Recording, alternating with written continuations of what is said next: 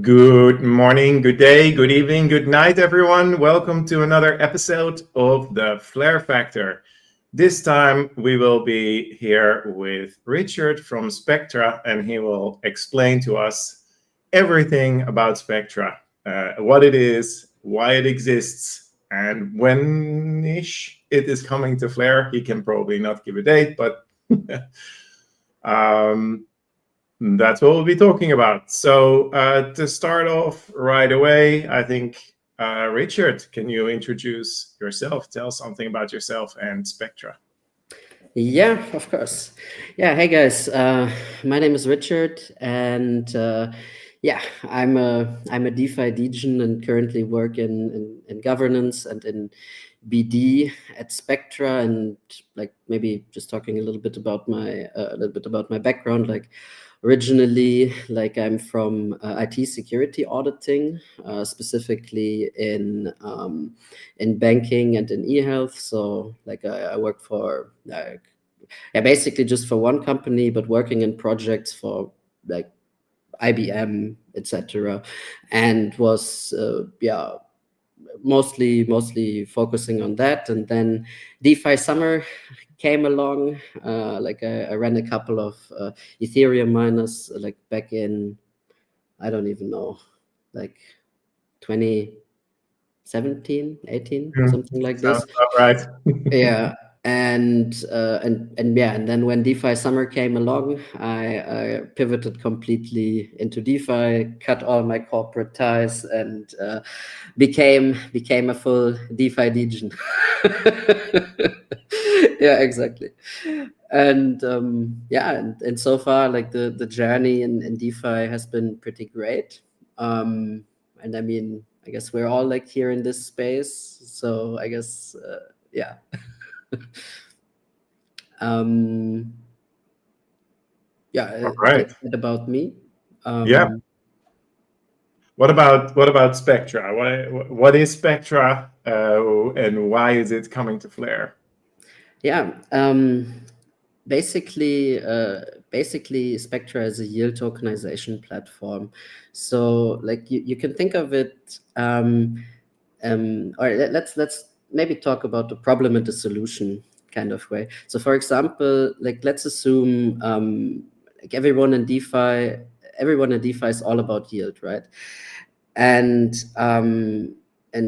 like in a very, very, very basic case, there's always like the problem of floating yield. So for example, if you deposit like $1,000 into Aave, like a big decentralized lending market, there's always like a floating rate. So I don't know, like today it could be 4%, tomorrow it could be 12%, and like the value is always floating. And like one of the use cases for Spectra is basically that you can fix up the interest rate. Like, yeah, you can fix up the interest rate. So and like this is like the main product. So people who want to have like the security in knowing that in, I don't know, 6 months they will have like a 3% return, they can just do it. And on the other side, it also allows people to do like interest rate speculation. So basically, you can just think of it like a market where some people are like gambling on the interest rate, and like whether or not they think like the current market rate is is sustainable. And and on the other hand, others who are like more risk averse, they fix the interest rate. Like, yeah, they get a fixed interest rate. Yeah. All right, clear. So since we had our last episode about perpetuals, I guess that is like perpetuals for interest rates. That last part where you say like it goes up or down, is that correct? No, No, no, no, actually don't not. say that. No. Like, I mean, this would be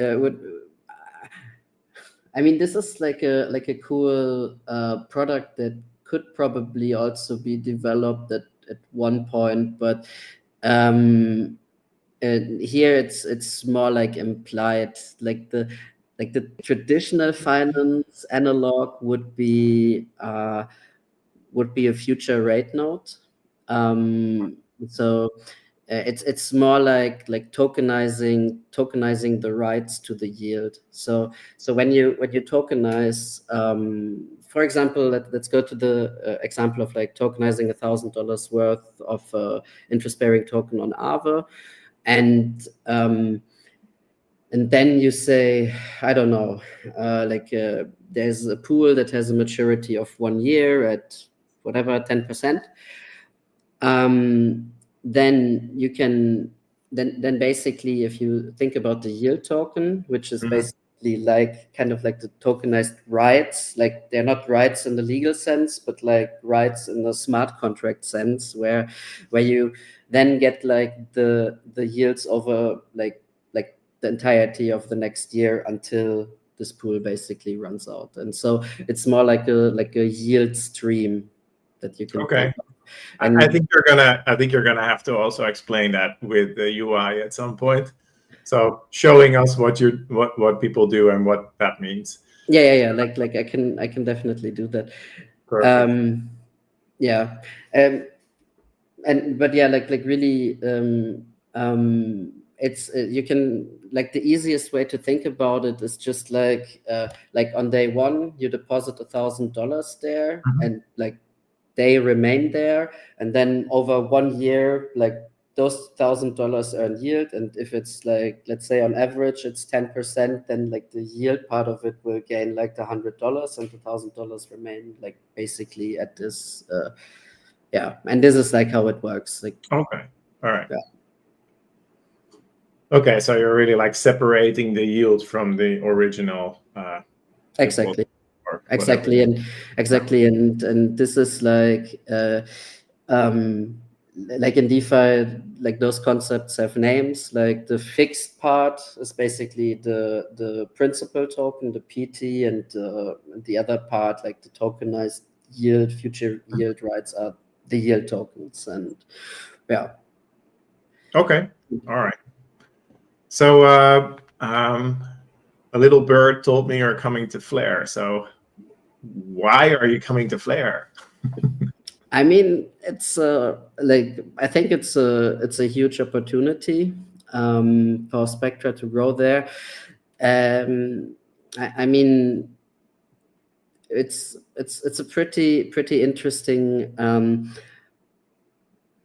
I mean, there are various reasons for it, but one of them is that Ripple is gonna be there, like or is already there, like in a huge proportion. They're like interesting protocols that offer like liquid staking or liquid restaking. So it's like the infra is like right for us, and I mean, like, this is the other part of it. I mean, I made it like on the example of Aave lending, but generally, like any interest-bearing token can be converted into this split. So, for example, like if you have like a liquid restaked or like a staked Ripple token that is then earning yield, people can also speculate on that yield, and this can also be used as a collateral somewhere, and then you can do like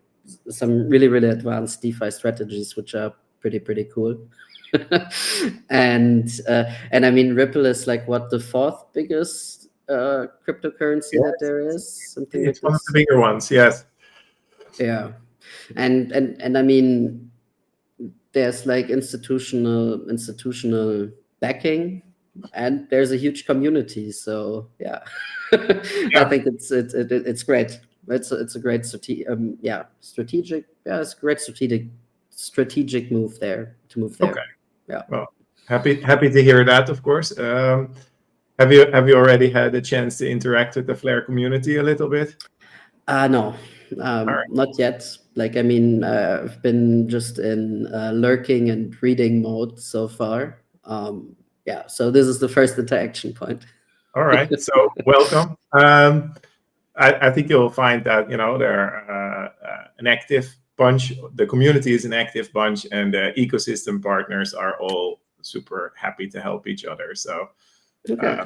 I think you'll feel welcome soon enough. So you're not live yet. What needs to happen to go live, and do you have like an estimate of when that could be? I mean, like we're not live yet. Sorry? On Flare. Yeah. Like we're live on, I don't know, like I'm not even sure how many chains, 9 or 10 or something. Like yeah, but like on Flare, actually just today, like I posted the governance proposal to deploy, to deploy Spectra on Flare. So it should be like a couple of days of reading and discussions in Discord and the forum, but mostly it happens in Discord, to be honest. And yeah, then it moves to a governance vote. But I think like I laid out like some of the let's say economic factors on why it is smart for Spectra to deploy there in the governance forum post. And so I think like the vote should pass. Like yeah, I hope at least. But Experience, yes. yeah. All right. So but you're basically technically you are there. You're just waiting for the governance to right? Like basically we already I mean, like in crypto it's quite often that you have a dev opco, like a development and operations company, and then you have like a DAO that is like separate from that. And the dev opco, which is perspective, is like I mean, you can think of it like a technical service provider kind of. I mean, where like the people are actually like employed, and yeah, this is like the very standard construct. And yeah, like the smart contracts are deployed, and then like there's a formal like governance step, like where those contracts are then transferred over to the DAO. Like so basically giving over the rights, like okay, here let's say that the development company has deployed the smart contracts, and then here this is the wallet that controls it, and then give over the rights to the DAO. Yeah, that's well, I think most people on Flare are sort of aware of how most of this works, because there are also often these Flare improvement proposals for which people can vote as well. So it's not a complete unknown. All right. So we are definitely waiting for that. Would you care to show us something of Spectra, you doing something? I mean, sure. Why not? Talk us through it. Yes. There's nothing like hands-on experience. Indeed. 1 second. Let me just unlock my ledger and share the screen with 2 monitors. Whatever. Let's just see. Okay, the entire screen. All right. Then let's just move over. Yeah. Yeah, I mean, this is the Spectra UI. And yeah, actually I prepared like a small I bridged over a bit of money to mainnet, to Ethereum mainnet, and yeah, and today like I just wanted to show you like a small opportunity, like how to actually think of it. Like the easiest product, as I said before, is basically like this fixed rate product. So like I'm gonna start I'm gonna start with that one. And yeah, let's just go here. So basically I loaded up my wallet with $1,000 worth of GHO, which is like the stable coin of Aave. And yeah, like what can I say? Like so if I just put $1,000 here, like I can see that I'm able to get here 1,025 PT of Go. And so like on the top here, you see the maturity, which is January 31st, 2026, which is like roughly, I don't know, like 3 months out, roughly. Yeah. And this is like the fixed yield that I can earn over that period. So like today, like I would put in $1,000, and then on January 31st, yeah, like I would get this back. And I mean, the demo is actually like quite quite boring. I just click here, click on approve.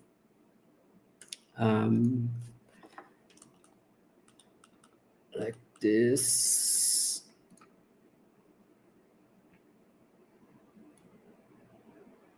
Okay. Let's just see. And then I click on confirm.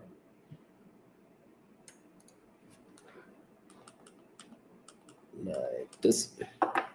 All right. And then, et voila. I receive my 1,025 PT tokens that are, yeah, well, currently worth like $1,000, but then as it gets closer to maturity, will be worth like $1,025, and that's like the, let's say, like the easy PT use case of it. Yeah. I mean, I already explained before, like roughly how it works. Like so like in the beginning, when you split it up into like this fixed yield component and into this floating yield component, basically like the first part of the collateral gets separated from the yield, and then as people like speculate on the gap, sorry, I just got pinged in Discord. Like as people, where was I? I have to let me just turn off notifications and get out of everything else. Yeah, it's like it just group and then. Yeah, there goes the mind. I know. Yeah. Okay, where was it? No, basically, then people speculate on the different interest rates. Then, like the value of the PT changes, and there you kind of get like the discount from. And then people say like, oh no, it's overvalued. Oh no, it's undervalued. And then yeah. And so like when you tokenize it, you get a discount, and this then matures like towards like the face value of the PT. Here to the $1 basically. Yeah. All right. And so just for the simple mind, it goes there no matter where the interest rate goes, right? Because this is sort of like for a simple mind, I just get a fixed interest rate. Exactly. Instead of one that goes up and down, and I have no idea where it's going to go. Exactly. This is like this is like the simplicity of it. And this is also like the, let's say, the more easy to understand product, because this is also like why I did it with a stable coin, because okay, you know, like GHO will be worth like $1. I mean, hopefully, like on that date, and so you already know, like, okay, over the next 3 months, like I will get like $25 back. Yeah, and it's like super straightforward. Yeah, and I mean, there's like, though there is a specific case where like sometimes like if there's a negative interest rate, like I don't know, like if the protocol like the underlying protocol somehow has like a negative event where like something loses value, so you get like, I don't know, like a negative interest rate, then the PT holders would take the loss as well, like, of course. But yeah, like this barely ever happens, but it can happen. Okay. Um, Yeah, I've never yeah. noticed it, but it might have happened, of course, without me even noticing it. If it was very short and a little bit, then it, yeah. Yeah. All right. Then, like, to move into like maybe the yield leverage stuff. It's actually where do I have something? I think on this pool. Do I though? Let's just check. Oh yeah, this one. Wrap type. Okay. I mean, so basically this gets more complicated. But so basically, to explain the product like more from a like from a user perspective, so now that we have like the fixed yield case out of the way, Yeah. now it's more about like the other side of the equation.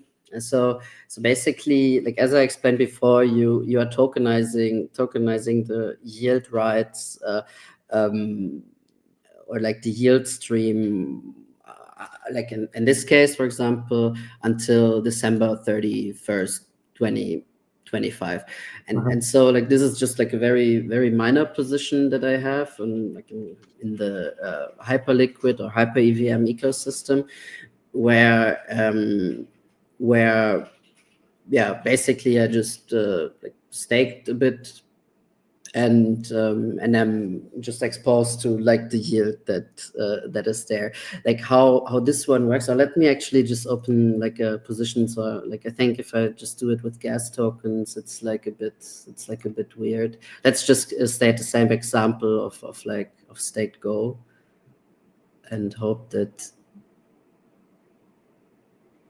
why doesn't it show anything? Shouldn't be at 0%.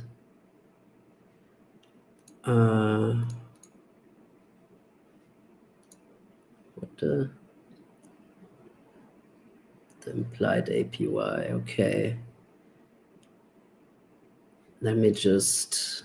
Okay, we'll just go to some stables that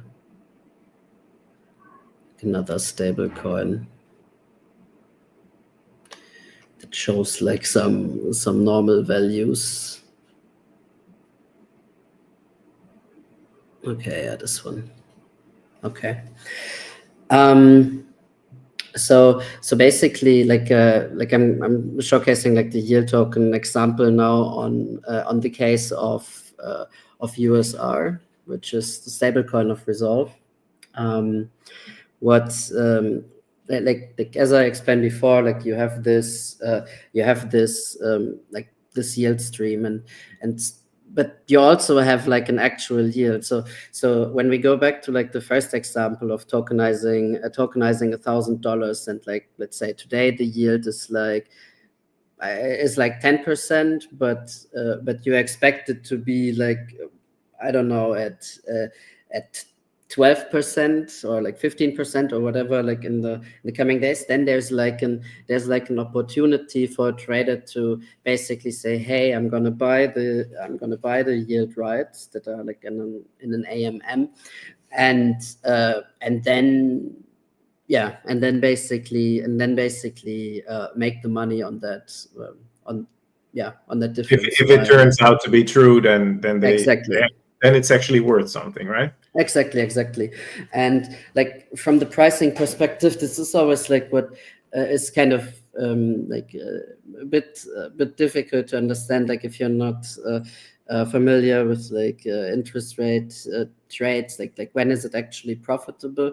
And like the simple formula is like when the implied APY is lower than the base APY.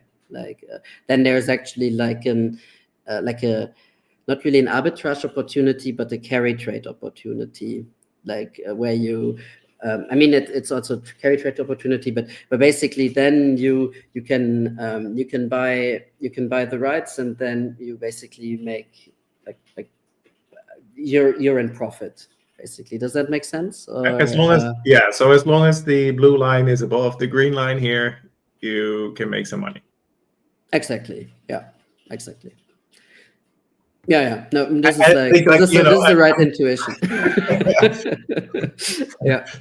So clearly, if I would do something like this, it would really be a degen doing it, because it's I have no clue. Like, oh, it's a ball, so just click. Yeah. No, but the thing is, like, it's actually like quite interesting. Like, I mean, as I said before, there's like the opportunity for multiple different interest-bearing tokens there. And like with interest-bearing tokens, I don't just mean like, for example, LSTs or stablecoins, which are of course like the big, let's say, interest-bearing tokens, but it can also be on, for example, liquidity pool tokens, which we have also done before, like for some, mostly stablecoin liquidity pools, and also it can be like quite fun. There's like actually one kind of like an Ohm fork, Olympus DAO, that like back in the day, and all the crazy forks that were there, like basically you can also tokenize the rights to like those emissions games, like DeFi games that were like quite popular, and yeah, like to the degen side, this is also like pretty fun, that you can then like speculate on the emissions and stuff like that. Gives it another layer, another game theory lever to pull and to play. Yeah. To your dopamine, like. Yeah, exactly.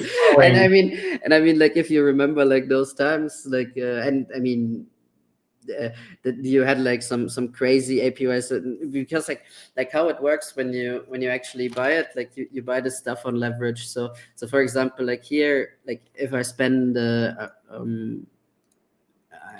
like if I spend $100 basically on this one, like I get leveraged exposure to the yield. So for example, like if I buy like $100 worth of yield tokens of Resolve, I actually get an exposure to like $5,000 of the underlying, and this is like basically a 53x leverage, like in this case. So for like $80, so you get exposed to that yield. And so like if you have some stupidly high yielding, almost Ponzi like economics and a system, then this just gets amplified. Like I mean, I would lie if I say like there's a like it would, or like it has product market fit, but it's like what's technically possible, definitely. And I mean, there has been a protocol that did something like this, and it's like fun. Like if you imagine, like back then it was like 9 million % APY, right? But like even if you have like a 10, 20, 30, 40x leverage on on those like super high yielding, let's say, like rather DeFi games, it's a lot of fun. Like there's probably also a way like to gamify this entire thing. For now, it's probably more just game theory nerds that are fighting with each other, I guess. But I guess you could like make a round table and people throwing in money and. And I mean, be the same, but and I think that's actually like what kind of happened, because like with this specific game, because like they had like a very sophisticated PvP system where you have to declare taxes like in front, and then like you get then if you declare it too low, you can get sniped, and then like the game itself was like super complex, and the emissions on top, and then you have to kind of think like how do you do that. But I mean, it's just a very niche subset of DeFi degens, I would say, that engage in those games. But there's always one around. So indeed. And here's one of them sitting. One of them is sitting. Clearly, you get very enthusiastic when you talk about something like this, and I'm like, oh, I'm not touching that. Yeah, That sounds like something I might get addicted to. That's not healthy. yeah, yeah. I mean, especially like once like people start gamifying it more. Like for now, I think it's like still in this early phase of DeFi, still like where yeah, I'm not sure. Like I mean, if you look into Solana and like the meme coin stuff, yeah, like no, okay, well, just rambling a bit. Rambling and thinking out loud. All right. Yeah, yeah. Is there something else you want to show us? I mean, like there's also like if you think about like how do I actually make money? Okay, like if you want to go and be like super conservative, like fixed rates, probably on stable coin could be a way like where you could lock in interest rates. Like here, this is like the yield tokens are more like the stuff where you have to be a bit more sophisticated, kind of like thinking about when, like where's the interest rate gonna be. I mean, there's Basically, also watching the news the whole time to see what's going yeah, and see yeah, on. and it's Trying to like get ahead of it. yeah, and I mean like I think that like what like the actual use case for this is actually for more sophisticated actors like hedge funds, family offices, like some like smart players basically that are familiar with something that is called like a carry trade. So for example, like what they can always do is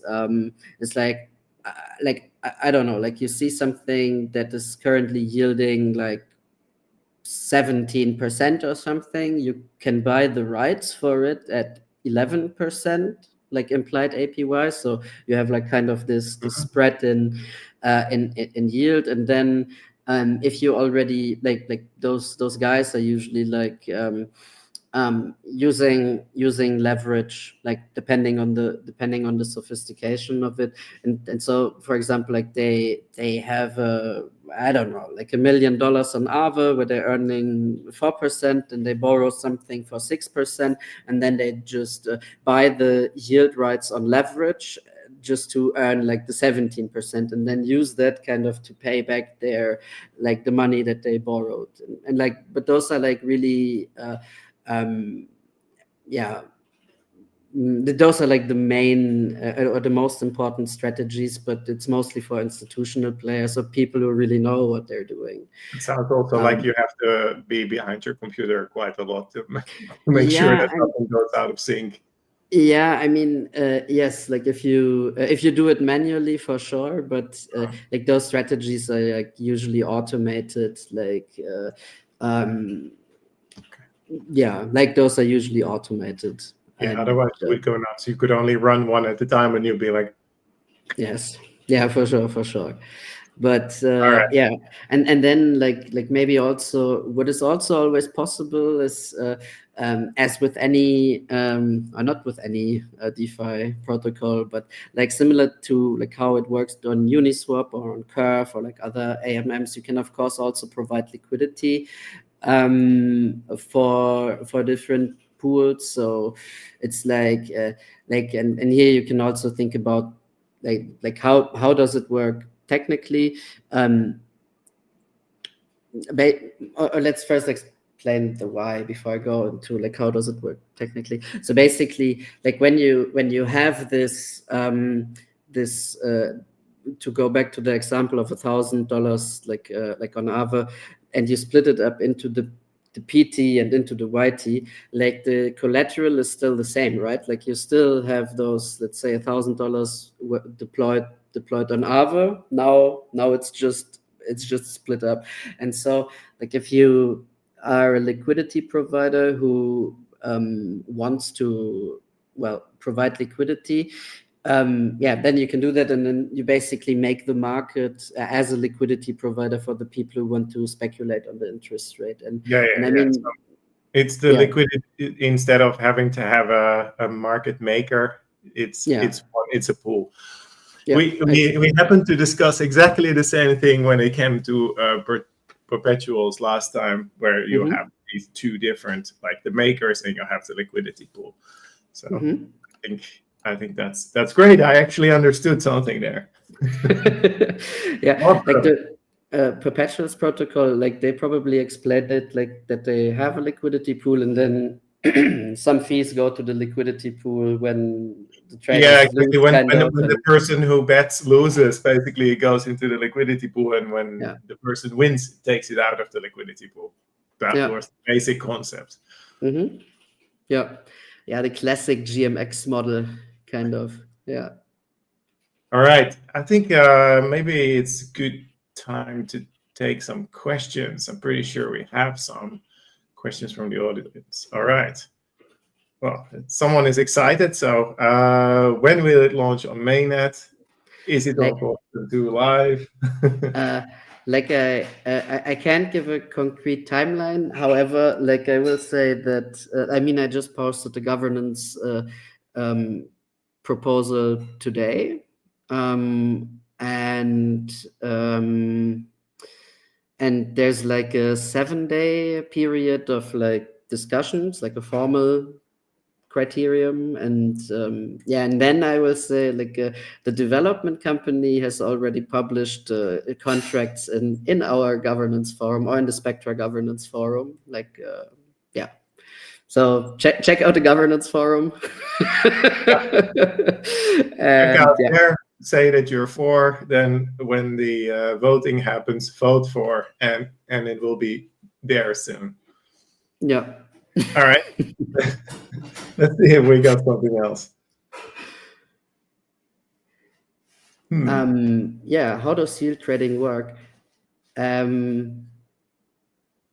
Like from a trader's perspective, or like I mean, I'm not sure like I completely understand the question, but like you can really think of it of trying to buy when it's cheap and selling when it's too high. I mean, it sounds like um, um, yeah. So basically, when you have like a yield token, you always have this implied APY, and if this is like lower than the actual APY that you expect to be there over like a period of time, then you are in profit. So, for example, if you think, let's say the price is at the implied APY is at 5% today, and you expect it to be like 10% over the next 3 months or 6 months or something, then you buy it basically at the 50% discount. Like this is, yeah, how it works. And I mean, this also goes in the reverse case. Let's say you're a liquidity provider and you think, oh my God, this stuff is not sustainable. Then you can just provide liquidity and then actually sell off the like some of the yield token to hedge the interest rates. And then you're like, no, I'm getting out of this market. Like, I mean, it makes most sense for stable coins. Like if you think they're yielding too much, like otherwise like, you would probably lose more. If it's like Ethereum and you think like the market will nuke, then like just selling off the yield rights will not give you that much of a benefit. If everything crashes like 50%, then you sell like a bit off. But if you're like looking into actually like if you think about it like from a yield perspective, then it can mean like, oh, the yield right now is at 17%, so like let me just sell off my yield token rights and I will lock in the 12%. And like this is not really all that sexy for retail, I would say, but like for someone who has like 10, 20, 30 million dollars, like Okay, well, I'll try it out tomorrow. yeah. Yeah. No, I mean the markets. The markets, I think, is something that we shouldn't talk about. Other than when I pick up my phone in the morning and everything has dropped like 25%, I'm like just looking at it and be like, classic. Because of course, then you buy right before that, right? That's the yeah. It's like no, everyone knows that. So, what products on Spectra will support Flare or sFLR? I guess sFLR makes the most sense, but like I mean, like actually the process of pool creation is permissionless. Like So basically, any interest-bearing token that follows the ERC 4626 standard, which is like a vault standard. Think like Yearn v3 vaults. Like there are a couple more that are like deployed in this format. Like they can all be integrated by anyone. Like it's permissionless infrastructure. So like I mean, like stake Flare will definitely be supported, and I mean there are like a couple of more like I mean we haven't like sometimes the protocols like the underlying protocols, they are not deploying interest bearing tokens in like this ERC 4626 format, and then like but there's always like the possibility to write an adapter to kind of transform it into like an ERC 4626. So for example, like if you have like some legacy liquid staking tokens like Lido staked ETH, like I'm not sure if the standard wasn't there yet, but like probably it wasn't, because like they're like one of the firsts. Mm-hmm. And then like, but they're like adapters that you can write, and then it all just works anyway. But yeah, like for now, I mean, I've been eyeing mostly like the staked oh god, I forgot the name of it, but like this Ripple liquid restaked thing. And I mean, like the great thing about Flare is that it offers like the possibility for so many non-EVM ecosystem assets to actually So you mean FXRP, right? Because that's what everybody in Flare is talking about. So yes. just put an F in front of whatever other asset there is, and that's an F asset. Mm-hmm. And then, but I think there was also like a specific protocol that jumped on the restaking hype, kind of. And but I really, for Lightning Fire or something. Yeah. They're the staked regular, like staked XRP. I think they're gonna call it STXRP. It's not out yet, as far as I know, but it will be soon, within the next weeks. Yeah. And no, like you know the ecosystem better than I do. So like I mean, I'm pretty sure it's called Firelight. Yeah. So what was it? Firelight? Really? Okay. And otherwise I get slapped later. So all right, let's see what else is there. Are you going to have liquidity vaults for Flare and sFLR with added rewards? If so, which rewards? I mean, there. Let's maybe explain it like this. So I'm not sure like how familiar you are with the VE33 or like with the VE tokenomics ecosystem, but basically there are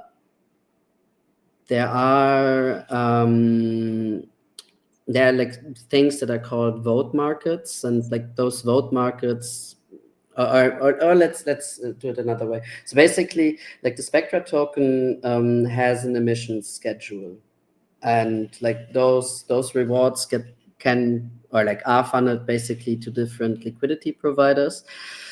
And like the discernment of like where the incentives go, like they're governed by the VE Spectra holders, basically people who hold the Spectra token and block it.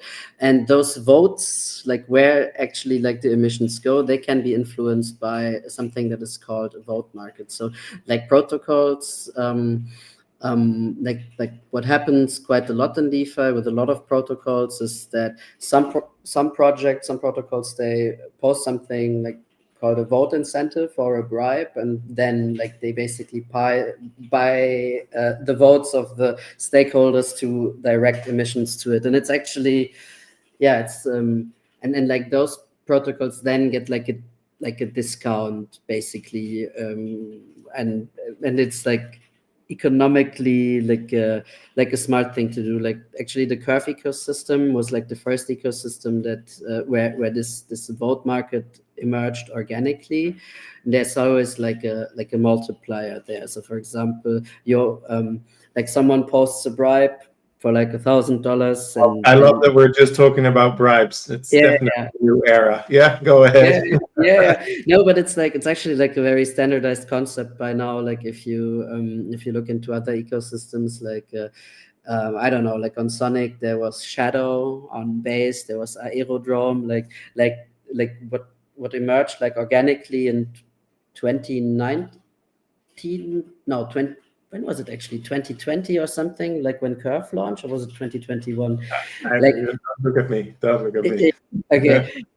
No, but basically what happened then was like that, like back then there was just the emissions, and then like other protocols came up and were like, oh, let's create a market actually so that people can place bids on the emissions, and then basically bribing like the voters to direct the emissions. Like the original design was actually not intended for that, but then like the newer, let's say newer AMMs and also other protocols, they took they learned from that and vertically integrated it into their product. So for example, like if you look at Aerodrome, Solidly, like they all created like this vote market in-house already, because like first it was going to happen anyway. So now it's no longer called bribing; it's called lobbying, and it's perfectly legal. Yeah, and I mean like basically Spectra, we have like also like an internal vote market where this happens, and yeah, I mean there will probably also be like other incentives, but like I'm not sure like when, where, how. Yeah, like this will evolve. Just have to see how things develop, I guess. Yeah. All right. The pulse of the market. Yeah, exactly. Okay, I think that was it for the questions. I want to thank you, Richard, for joining us on the show. It was a pleasure. Likewise. I enjoyed it a lot. And we are really looking forward to seeing you go live and see what you and Spectra will contribute to the ecosystem that everybody who is watching this loves and probably hates sneakily also a little bit every now and then. Okay, yeah. Yeah. All right. Thank you very much. Thank you. All right. I want to thank everybody for watching. I want to remind you all that the buy-in fee is still off until tomorrow, 12 UTC. So if you are planning to stake and get your sFLR, I think you should probably try and do it before then. Otherwise, it's always possible, of course, with the buy-in fee of 4.4% to offset your impact on the rewards of the existing stakers. I'm looking forward to another show in a couple of weeks. And until that time, guys, have fun, keep an eye open, and let's have a good time in Flare. Cheers. See you. See you.